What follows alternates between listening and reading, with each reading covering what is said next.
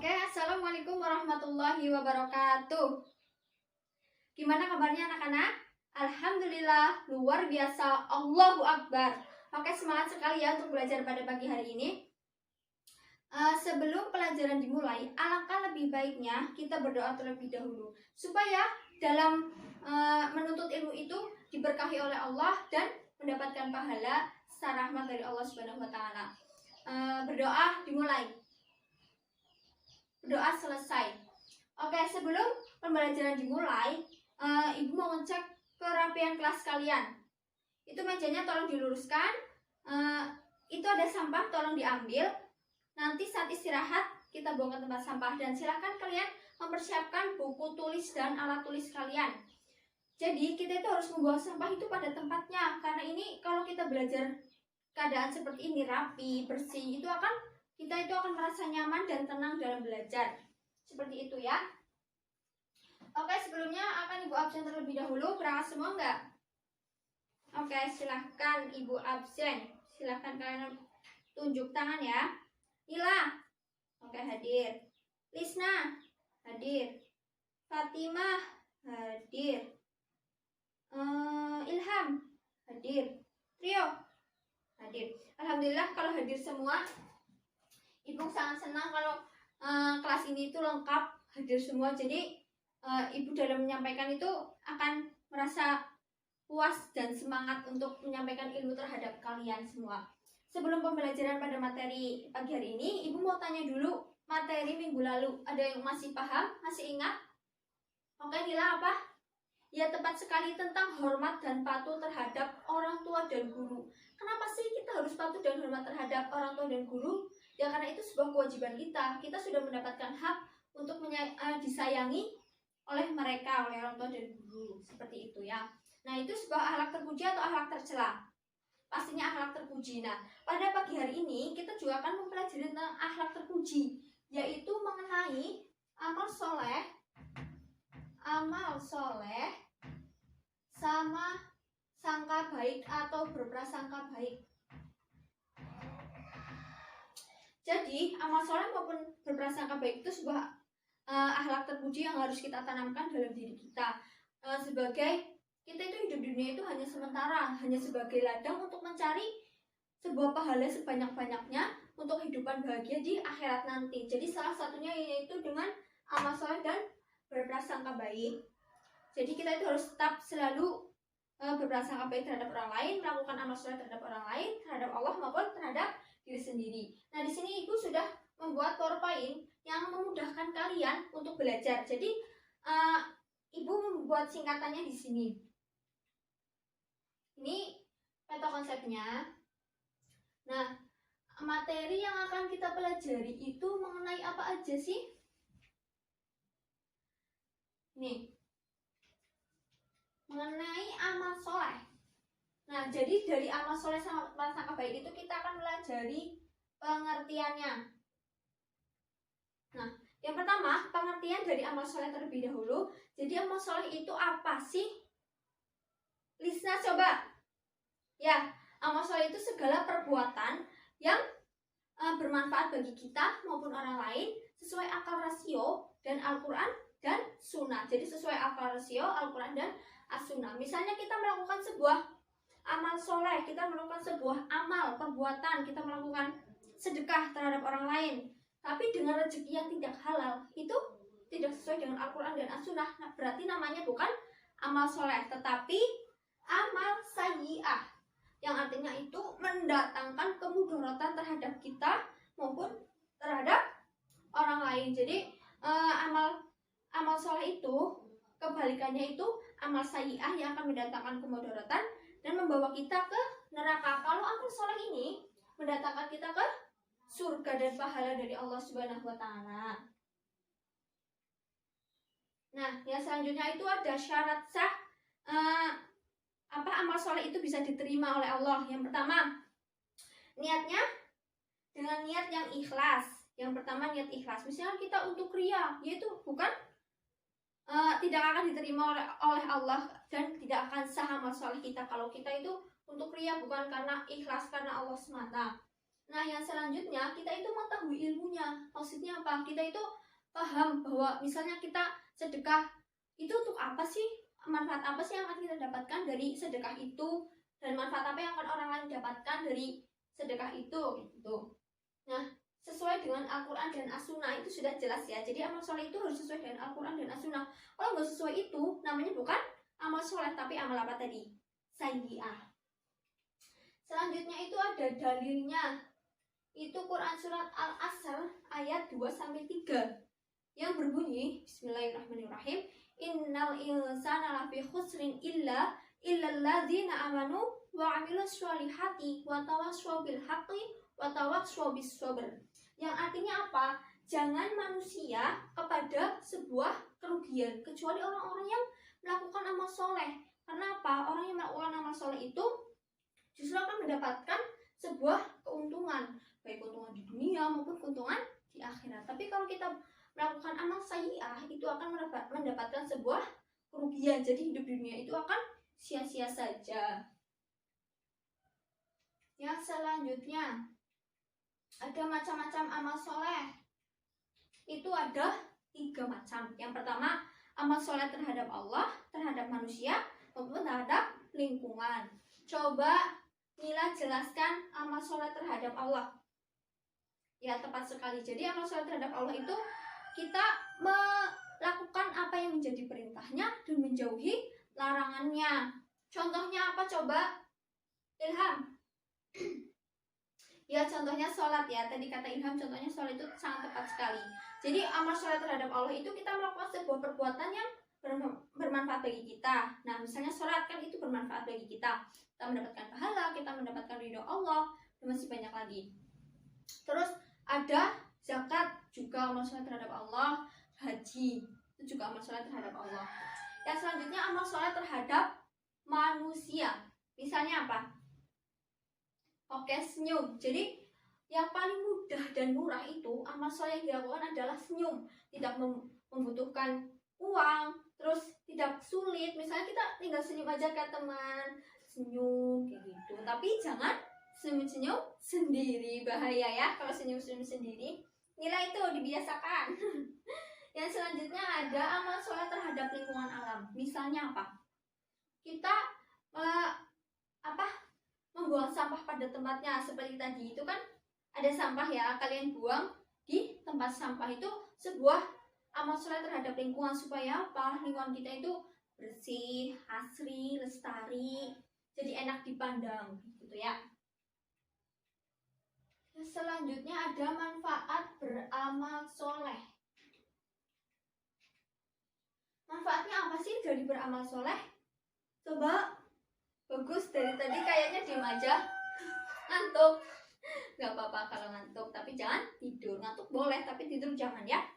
Jadi manfaatnya apa sih? Yang pertama, kita akan diberi ampunan dan pahala dari Allah. Itu sudah sangat jelas sekali.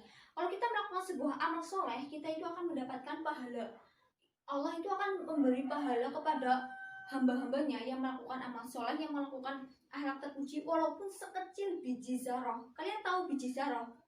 Sangat kecil sekali. Allah itu akan tetap membalas kebaikan kita. Itu karena Allah itu benar-benar maha baik, maha pengasih, maha penyayang, dan maha dari segala maha.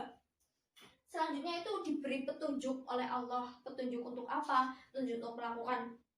Misalnya kita ada 2 jalan. Jalan yang lurus, jalan yang bengkok, atau jalan yang buruk. Pasti Allah akan memberi sebuah petunjuk kalau kita itu harus ke jalan yang lurus, supaya kita bisa hidupnya terarah seperti itu ya. Selanjutnya diberi kehidupan yang baik, dihapus semua dosa-dosanya, karena jelas ya Allah itu akan menghapus dosa-dosa hamba-hambanya yang melakukan sebuah kebaikan, melakukan sebuah amal soleh seperti itu. Terus bahagia di dunia dan di akhirat juga, itu sudah jelas ya. Kalau misalnya kita melakukan sebuah amal soleh, bersedekah terhadap orang lain, kita itu akan bahagia atau justru sedih? Pasti bahagia ya. Kalau kita sedekah itu kan artinya kita mampu untuk mengeluarkan harta kita, diberikan terhadap orang lain, misalnya terhadap kaum duafa, terhadap anak yatim, terhadap teman sendiri yang membutuhkan. Itu sudah sangat jelas kalau kita itu hidupnya akan bahagia, banyak temannya, terus dipercaya oleh orang lain, seperti itu ya.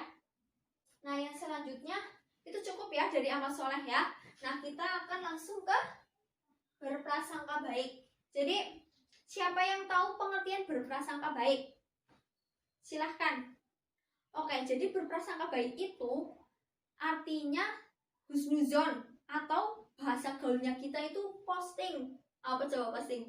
Positive thinking. Jadi berbaik sangka itu kita posting terhadap orang lain, terhadap diri sendiri, maupun terhadap Allah Subhanahu wa Ta'ala. Nah, lawan katanya dari husnuzon atau berprasangka baik berarti apa? Suuzon.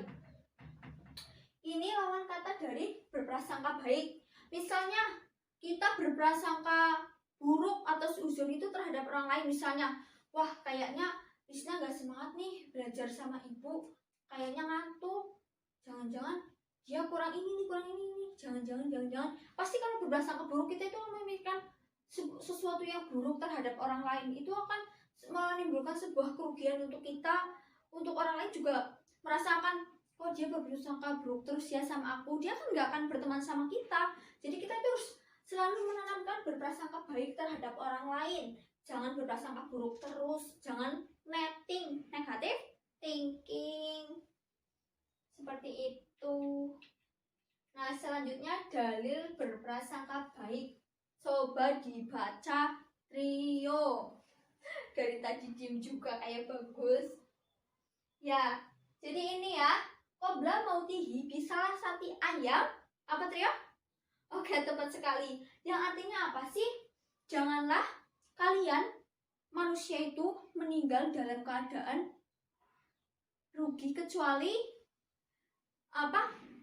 Berprasangka baik terhadap orang lain. Kita itu jangan meninggal dalam keadaan yang tidak berprasangka baik terhadap Allah Subhanahu wa Ta'ala. Jadi dalam hidup kita itu harus melakukan prasangka baik terus menerus terhadap Allah Subhanahu wa Ta'ala. Jadi kita juga dipercaya sama Allah karena kita itu yakin bahwa Allah itu pasti memberikan yang terbaik untuk hamba-hambanya. Seperti itu. Nah hadis ini itu tidak ada di modul kalian, jadi silahkan ditulis di buku modul kalian. Ibu beri waktu 2 menit. Oke, cukup ya. Jadi itu dalil berprasangka baik. Terus selanjutnya macam-macam berprasangka baik itu juga ada 3. Yang pertama apa? Berprasangka baik terhadap Allah. Misalnya kita berprasangka baik terhadap Allah itu artinya kita itu yakin dan percaya bahwa Allah itu akan selalu memberikan yang terbaik kepada kita. Jangan apa-apa kita itu mengeluh, wah kayaknya Allah gak sayangnya sama saya, kenapa saya selalu diberi cobaan. Itu sebuah kesalahan ya. Itu bukan berprasangka baik. Jadinya kita itu merasa kalau Allah itu selalu gak sayang sama kita, itu sebuah kesalahan. Justru kalau Allah memberikan sebuah cobaan terhadap hambanya, tandanya itu Allah sayang kepada kita. Misalnya nih, ibu itu pernah selalu menjahili saudara ibu umpetin ininya itunya, itu tandanya karena ibu itu sayang sama saudara ibu, bukan karena ibu benci sama dia. Jadi Allah itu seperti itu. Allah akan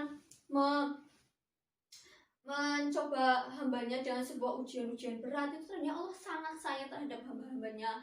Allah sangat perhatian terhadap hamba-hambanya. Allah akan ingin selalu dekat dengan hambanya. Jadi seperti itu ya. Itu berprasangka baik terhadap Allah. Misalnya lagi, contohnya itu kita bersyukur atas apa yang Allah berikan, atas kebaikan yang Allah berikan maupun keburukan. Kita itu harus tetap bersyukur. Artinya apa? Kita itu berterima kasih kepada Allah. Alhamdulillah ya Allah, diberi sebuah kebaikan ini, diberikan sebuah keburukan ini, yang artinya Allah itu selalu mengingat kita, seperti itu. Nah yang selanjutnya itu ada berprasangka baik terhadap siapa? Diri sendiri. Itu sangat penting sekali kita berprasangka baik terhadap diri sendiri. Karena apa? Kita tuh harus yakin terhadap diri sendiri. Kalau bukan kita, ya siapa lagi yang mau melakukan sebuah kebaikan-kebaikan untuk diri kita? Itu siapa lagi kalau bukan kita? Jadi kita tuh harus berbaik sangka terhadap diri sendiri. Misalnya optimis, terus bekerja keras, tidak putus asa dalam melakukan semua kebaikan. Misalnya kalian kan itu udah kelas 8, pasti kalian ingin kuliah atau enggak? Ya harus kuliah, karena pendidikan itu penting ya. Misalnya kita ingin kuliah di Unsud aja ya, yang dekat. Unsud itu kan universitas bagus, IAIN juga bagus. Nah itu misalnya kita berpikir, wah saya nggak akan mampu nih kuliah di sini, di PTN ini, karena saya merasa saya nggak kurang dalam belajar, kurang pintar atau apa. Itu kan kita artinya pesimis terhadap diri kita. Orang kitanya aja pesimis terhadap diri kita, apalagi orang lain mau pesimis terhadap kita tuh ya sudah jelas kita aja pesimis gitu ya. Jadi kita itu harus optimis. Kalau kita itu bisa masuk perguruan tinggi itu dengan cara apa? Bekerja keras. Ya, bekerja keras, tidak putus asa. Misalnya kita bekerja terus kerasnya dengan apa? Belajar terus, belajar. Nanti kita itu insya Allah kalau kita belajar sungguh-sungguh, doa, nanti kita akan masuk ke perguruan tinggi yang kita inginkan. Amin ya. Oke. Yang selanjutnya berprasangka baik terhadap manusia. Misalnya apa? Terhadap manusia. Artinya kita itu selalu posting terhadap manusia. Misalnya Trio kan laki-laki nih, dia mendapatkan nilai matematika 90. Nah yang cewek-cewek tuh 80.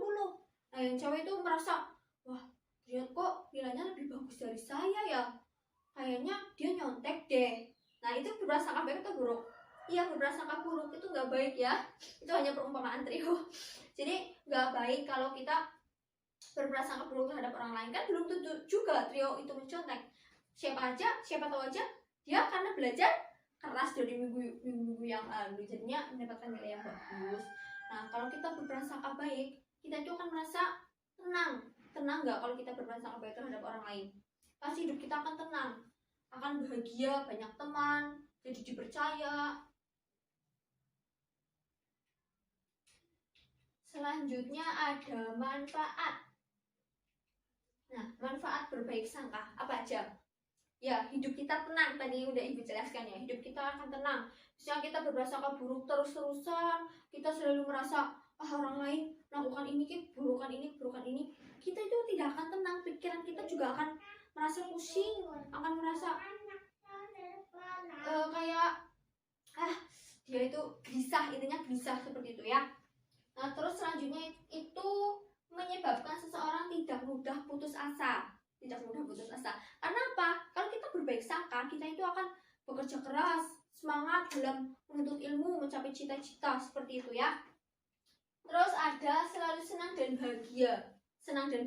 Jelas ya, hati kita akan tenang, akan merasa senang. Terus banyak teman, itu yang jelas pasti itu banyak teman yang dipercaya oleh teman atau orang lain. Selanjutnya ada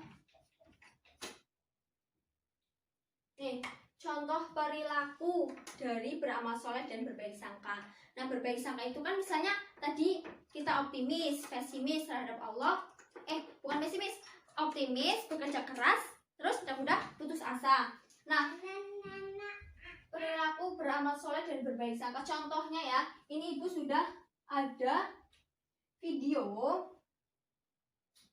mengenai materi pada pagi hari ini. Nanti kalian diskusikan sama teman sebangku aja ya. Kalian berdiskusi sama teman sebangku aja supaya lebih cepat. Lisna sama Mila, Trio sama Ilham, dan seterusnya. Kalian lihat dan apa yang bisa kita pelajari dari video tersebut.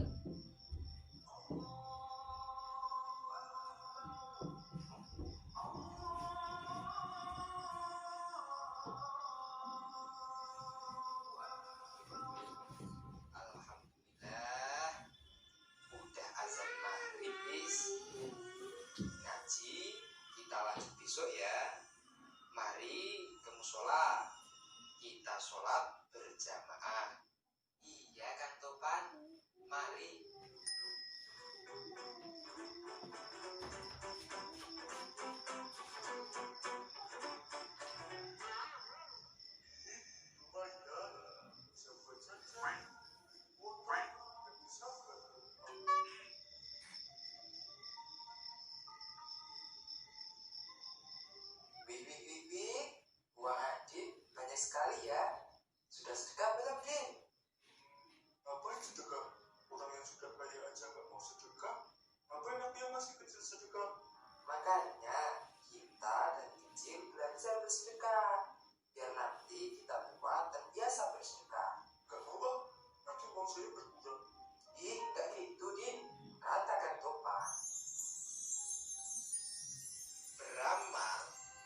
sedekah itu ibarat kamu menanam sebuah biji. Dari sekian banyak biji yang kamu miliki, ketika biji tersebut tumbuh dan berbuah, maka akan menghasilkan ribuan biji untukmu.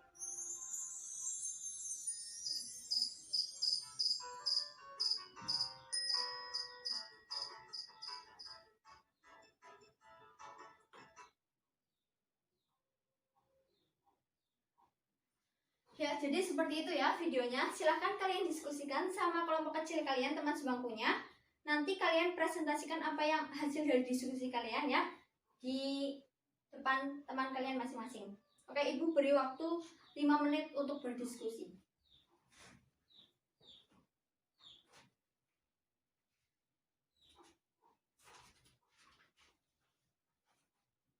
Cukup ya diskusinya ya, udah 5 menit. Jadi kelompok siapa nih yang mau mempresentasikan hasil diskusinya? Oke, jangan rebutan. Trio atau Nila dulu? Oke, Nila dulu yang perempuan ya, mengalah ya trio ya. Oke, silakan Nila. Apa hasil diskusi kalian mengenai video tadi? Oke, jadi menurut Nila videonya apa? Kita itu harus bersedekah karena akan membuahkan hasil yang sangat banyak. Trio seperti itu atau beda? Oke, sama ya. Udah nggak usah dipresentasikan, nggak apa-apa. Nila aja ya. Jadi benar kata Nila, kalau kita memiliki 1 biji, nah terus itu akan membuahkan ribuan biji. Seperti kata Pak Topan. Nah, Ibu mau mereview video tadi dulu. Jadi kata si Udin, dia itu kan memiliki banyak uang, tapi dia itu nggak mau bersedekah karena dia itu masih kecil.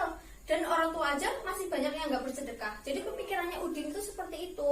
Tapi kata temannya Udin, kalau bersedekah itu justru kita latih dari kecil. Karena apa? Kalau kita latih dari kecil, nanti saat dewasa kita itu sudah terbiasa, jadi nggak berat. Misalnya kita memiliki uang 10.000, mau kita infakkan semua pasti berat atau enggak? Berat kan? Itu karena kita tidak terbiasa untuk bersedekah. Jadi benar kata teman Udin, kalau bersedekah itu dilatih dari kecil. Seperti itu ya diskusinya ya. Diskusi kalian sangat bagus sekali, Ibu beri applause buat kalian. Oke, selanjutnya Ibu akan merefleksikan materi pada pagi hari ini. Itu kalau kalian setuju, kalian tunjuk yang ini. Kalau nggak setuju, kalian tunjuk yang ini ya. Jadi Ibu akan memberikan beberapa pertanyaan. Kalian akan menunjuk emoticon ini ya. Pertanyaan yang pertama, misalnya nih, kalian ketemu sama teman yang kemarin Ibu juga ketemu sama Nila ya di pasar ya. Itu Nila manggil Ibu, terus kita itu saling senyum. Kita itu hatinya bahagia. Benar atau enggak? Benar ya, setuju ya? Benar, kalau kita merasa bahagia itu apabila kita itu saling tersenyum. Apabila saling murung itu kita akan gelisah, akan merasa, ih kenapa sih tuh orang kok murung sama saya. Seperti itu ya. Terus pertanyaan yang kedua, misalnya kalian itu berangkat ke sekolah, tapi keadaannya lagi kayak marah-marah nih sama orang tua. Karena apa? Karena kalian hanya diberi uang saku sedikit, 5.000 aja, tapi kalian maunya 10.000. Orang tua nggak punya uang, terus kalian marah-marah, berangkat ke sekolah nggak pamit. Kalian hatinya akan murung atau senang? Murung ya. Jadi kalau kalian berangkat ke sekolah dalam keadaan seperti itu, hati kalian itu tidak akan tenang. Hati kalian akan merasa gelisah. Terus saat pembelajaran nggak fokus, terus menangkap apa yang Ibu sampaikan itu nggak akan bisa gitu. Jadi kalau berangkat ke sekolah itu harus keadaannya tersenyum. Terus pertanyaan yang ketiga, sedekah itu mengurangi harta, benar atau tidak? Tidak ya, tidak benar ya. Ya, memang secara nominal kalau kita bersedekah, uang kita itu berkurang. Misalnya, Lisna mempunyai uang 7.000. Nah, Nila uangnya hilang. Terus mau jajan nggak bisa. Nah, Lisna ngasih Nila separohnya, ya 3.000-nya lah. 3.000-nya secara nominal, uang Lisna berkurang menjadi 4.000 karena sudah dikasihkan ke Nila. Tapi secara lahiriahnya, Allah itu akan melipat gandakan orang-orang yang mau bersedekah dengan hati yang ikhlas. Tapi kalau hatinya nggak ikhlas, ya nggak akan sah sedekah itu kayak gitu. Jadi seperti itu ya pembelajaran kita pada pagi hari ini. Ada yang mau bertanya? Nggak ada ya? Ya udah, kalau nggak ada langsung ibu simpulkan aja. Atau ada yang mau menyimpulkan? Nggak ada ya? Oke, kalau kesimpulan pada pagi hari ini itu amal soleh maupun berbaik sangka itu kan salah satu akhlak terpuji yang harus kita tanamkan dalam diri kita. Karena apa? Dengan begitu kita itu akan menghasilkan pahala yang banyak untuk kehidupan di akhirat nanti. Karena dunia itu kan hanya sementara ya, kayak ibaratnya kita numpang minum terus pergi lagi, kayak gitu dunia. Jadi kita itu di dunia itu jangan melakukan hal-hal yang sia-sia seperti melakukan akhlak yang buruk, tapi kita itu harus melakukan akhlak yang terpuji. Ya cukup sekian ya. Terus ibu beri tugas di halaman 52 yang pilihan ganda, sama ibu mau kalian menuliskan amal soleh yang kalian lakukan selama 1 minggu ke depan di buku tulis kalian ya. Nanti dikumpulkan bareng sama yang pilihan ganda ini. Terus cukup sekian ya. Terima kasih atas pembelajaran pada pagi hari ini. Kalian sangat semangat sekali dan sangat menikmati proses pembelajarannya. Nanti ini mohon dihapus ya. Terus kita akhiri aja langsung pembelajaran pada pagi hari ini dengan bacaan hamdalah bersama. Alhamdulillahirabbil alamin. Semoga bisa bermanfaat dan kita bisa merefleksikan dalam kehidupan kita sehari-hari. Wassalamualaikum warahmatullahi wabarakatuh. Terima kasih.